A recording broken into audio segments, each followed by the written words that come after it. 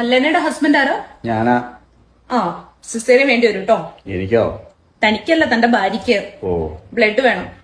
ഞാൻ പോയി വാങ്ങിട്ട് വരാം. എന്ത് ബ്രെഡ്? ബ്രെഡ് അല്ലടോ, ബ്ലഡ്. ഓ, തന്റെ ഗ്രൂപ്പ് ഏതാ പറഞ്ഞേ? ഇഷ്ടം പോലെ ഉണ്ട്. കൊച്ചുമക്കൾ, മുത്തുച്ചിപ്പി.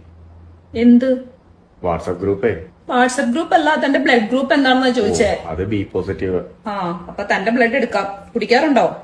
ബ്ലഡ് കുടിക്കാൻ ഞാൻ ട്രാക്കിളയാ. കുടിക്കാറുണ്ടോന്ന്, മദ്യപിക്കാറുണ്ടോന്ന്? ഓ, ഇല്ല. ഭാഗ്യം.